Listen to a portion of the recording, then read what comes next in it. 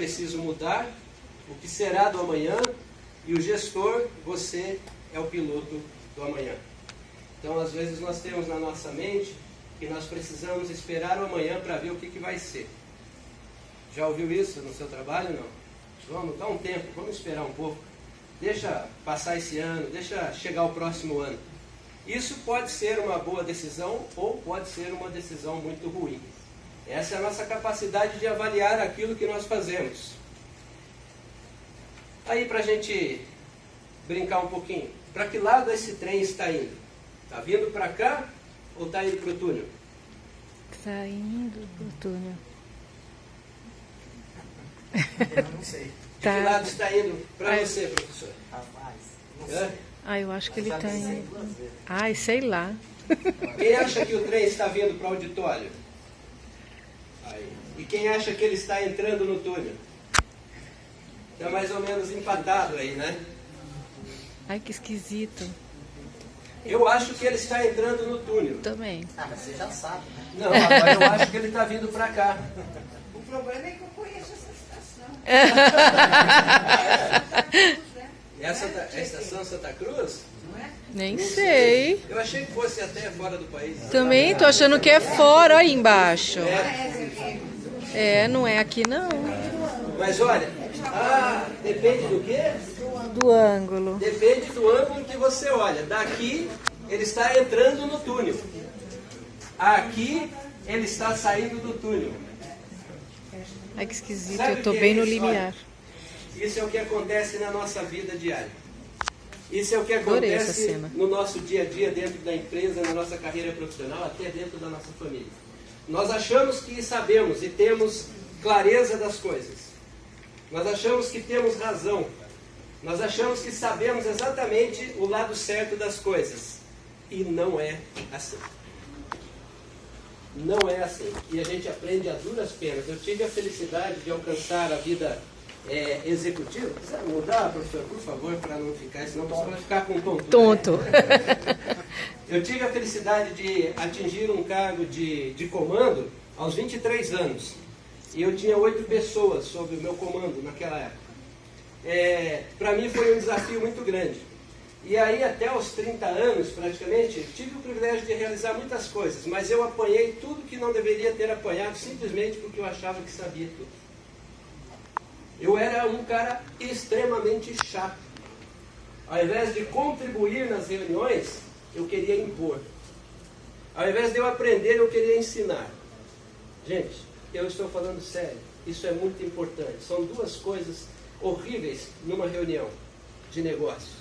Quando você é chamado numa mesa de reunião para tratar de alguma coisa, desde uma campanha de comunicação de marketing até os nortes estratégicos da empresa. Ou é ficar mudo, ou é tentar impor a razão. A melhor coisa é a troca de ideias. É analisar todos os pontos de vista. Mas a gente aprende às vezes isso a duras penas. Mas isso é muito importante para nós. Agora eu quero entrar nessa questão mais especificamente do mercado em transformação. Então aqui nós temos um período de 3 anos, 2014 a 2017. Por que esse período? Primeiro porque nós não temos ainda a consolidação de 2018, que sai pela FIP. Nós só temos até 2017, mas é melhor ver um mercado de 110 anos, o mercado editorial brasileiro, de se desenvolver mesmo e consolidar, é um mercado de 110 anos, ele tem toda a sua realidade alterada em 3 anos. Olha que desafio isso para a gente. Então veja que o faturamento aqui, nós estamos falando só do mercado de livros técnicos e científicos, tá? Só o material universitário e leitura profissional, não estamos entrando em literatura geral, em livro infantil, religioso, autoajuda, nada. Nós estamos falando do livro técnico e científico. Mas de um mercado de 1 milhão e 100, de 1 bilhão e 100, ele caiu 19% em 3 anos.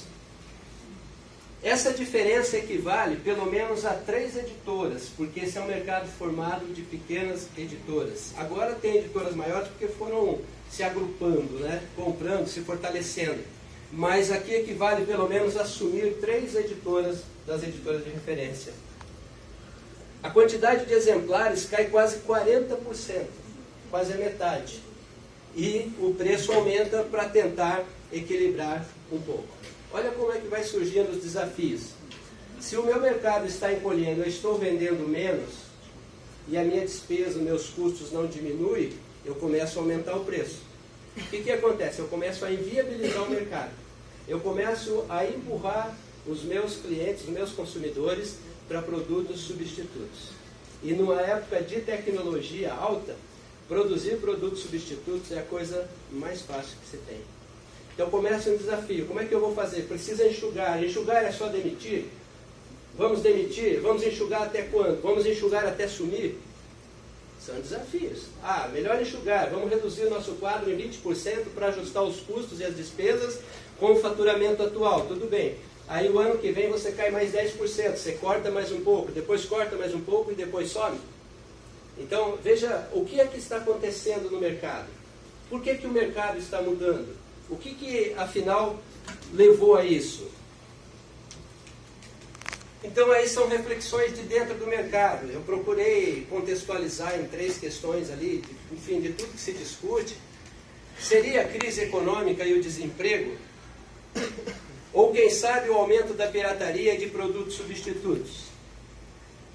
Eu vou falar com bastante receio o que eu vou dizer aqui, mas é necessário que seja dito. A pirataria, ela se institucionalizou. O passeio direto, por exemplo, é uma institucionalização da pirataria. Não sou contra quem faz o uso, mas quem investe no negócio, ele institucionaliza isso. Porque quem constrói o conhecimento passa a não ter nenhum dividendo disso, porque ele é deliberadamente, a não ser aqueles que vendem o negócio. Então, agora, existem regras de mercado que está permitindo isso, então você não tem como lutar contra. Então, são questões que você precisa ir observando.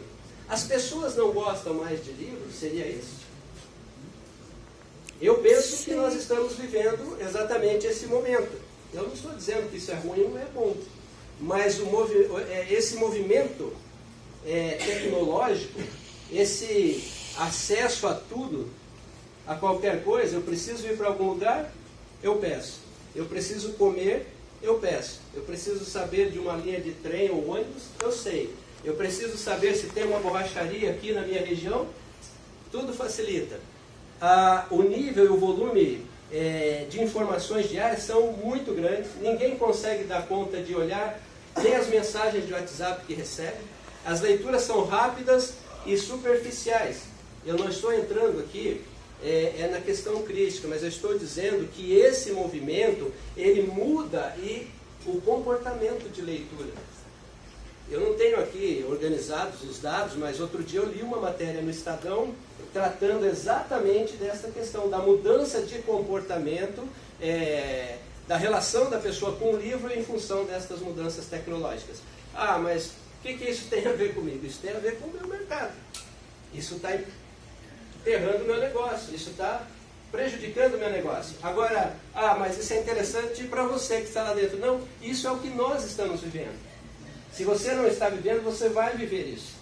Porque, por exemplo, final da década de 80, ou início da década de 90, se eu salvo engano, muito se falou sobre o planejamento das empresas japonesas, que planejavam 20, 25 anos, planejamento estratégico para 25 anos. Você não pode falar em planejamento estratégico hoje por mais de 3 anos, porque a dinâmica é muito intensa. O que você estabelece hoje pode não valer para o ano que vem. Então, tem que estar contínuo. Agora, isso tudo meu Deus, que mundo é esse? Não, isso é um mundo de novidades. Isso é bom. Eu, particularmente, falo isso, repito, eu fico muito feliz de ter nascido nesse período da história, para ver esse acontecimento, para assistir tudo isso que está acontecendo, porque isso é um mar de problemas e de oportunidades. A gente que tem que abrir a nossa perspectiva para ver para qual lado a gente olha. Mas aí nós temos, então, um mercado em mudança. Seria a crise econômica, ou quem sabe o aumento da pirataria e de produto substituto, ou as pessoas não gostam mais do nosso produto? Pode falar se quiserem, viu? Fica à vontade. Eu posso perguntar? Claro. Porque você está comentando sobre isso. Não houve uma substituição dos livros eletrônicos, talvez não na mesma proporção, mas perto. Por exemplo, a juventude, eles preferem ler um livro eletrônico do que um livro físico. Houve, você tem noção se houve uma substituição que chegou perto, enfim, sei lá, historicamente, do que se consumia de leitura em livro físico? Sabe que essa é uma história bem interessante, porque do ano 2000 até praticamente 2011, 2012, tudo que se falava no setor editorial era em relação ao livro digital.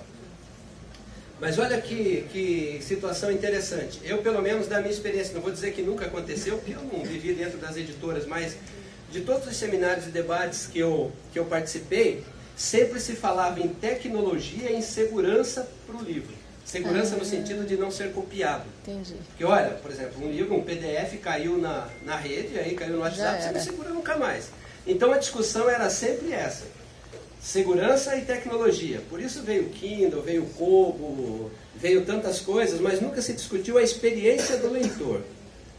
A não ser um único livro do então, o que competiu com o Bush, aquele que luta pelo meio ambiente. Al Gore. Que ele tem um livro, Uma Verdade Inconveniente. Muito bem lembrado. Esse, ainda, quem conseguir ler esse e-book, eu ainda não fizeram nenhum e-book que chega próximo ao que ele fez. A ponto, por exemplo, quando ele fala da energia eólica, você soprar no tablet e a hélice girar lá. Aí o que acontece? O livro digital, ele só chegou a ocupar 2% do mercado. 2% do mercado, porque se pensou muito na segurança das editoras e não no leitor. Agora, de qualquer forma, o livro eletrônico ainda não substituiu o impresso, por conta da experiência de leitura, a não ser leituras muito pontuais. A Folha publicou uma pesquisa uma vez muito interessante, é que a gente não tem um livro aqui, mas, por exemplo, o fato de ser tangível, os sentidos, o tato, o cheiro, perceber o volume da leitura, perceber o avanço da leitura, eram fatores importantes. Mas o que acontece com o livro eletrônico, a gente vai entrar um pouquinho, que agora que está sendo percebido, qual é a real mudança do mercado. Posso falar nisso um pouquinho mais pra frente? Sem problemas. Olha só, quando a gente olha para o mercado, aí que é importante, assim, de tudo que eu possa dividir com vocês, eu dividiria isso, olha, sempre que você observar uma situação de dificuldade e desafio pela frente, vasculhe, procure informações, vá atrás. Ter clareza das coisas é o melhor caminho, porque senão começa a trabalhar no escuro. Por exemplo, nesses 3 anos, a evasão foi de 1 milhão de alunos das universidades. Demissão de professores em massa por várias instituições de ensino. Queda de 25% no poder aquisitivo do brasileiro. Tudo isso mexe com o poder de consumo e o livro, em hipótese nenhuma, ele entra nas primeiras necessidades. Pirataria intensa. Por quê? Porque o mundo digital facilita isso. E a outra, né, é que para nossa cultura, copiar alguma coisa não entra na nossa cabeça como crime. Por exemplo, não tem assim, o meu amigo fez uma música muito bacana, eu vou gravar ele cantando e vou compartilhar com todo mundo. Para a gente é a coisa mais normal do mundo, sem se preservar o direito do outro. Nós temos que avançar nesse sentido, porque é importante para quem cria, ele tem o direito sobre isso. Crescimento do ensino à distância no Brasil. Aqui tem um ponto bem importante. As pessoas não gostam de livro. Por quê? Porque as pessoas trocaram o tempo de leitura para dar conta das trocas por WhatsApp, por rede social. Então, a rede social, ela promoveu uma interatividade muito maior que toma mais tempo. Você já calculou quanto tempo você, particularmente, gasta no WhatsApp durante o dia? E deste tempo que você gasta, qual percentual disso é útil para alguma coisa? Eu já fiz isso uma vez. Eu notei que num dia eu gastei 3 horas e meia olhando mensagens que não me levaram a lugar nenhum. Mas é uma coisa, você faz parte da sua vida, só que a gente não dá conta de forma racionalmente. Eu não estou dizendo que está certo, que está errado, que tem que mudar isso. Mas como executivo de um mercado que está sendo atingido por isso, é preciso observar. Porque se eu não observar, eu não mudo. E o desinteresse pela leitura. Quer dizer, o livro é o seguinte, desde Gutenberg ele se tornou a melhor mídia. O livro, ele não é o fim em si mesmo, o livro é uma mídia. Existe quem detém o conhecimento, existe quem precisa do conhecimento, e o livro é uma forma de fazer isso, como o professor dando aula é uma maneira de fazer isso. Como assistir o vídeo é uma maneira de fazer isso.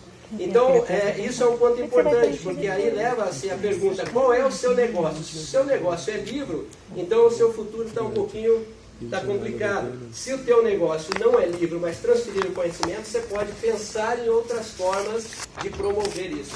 Então isso começa a mudar a nossa cabeça. Isso não é novidade minha. O Theodore Levitt escreveu isso em 1960, num artigo chamado Miopia e Marketing, que muitos de vocês devem já ter lido aí no seu percurso de graduação.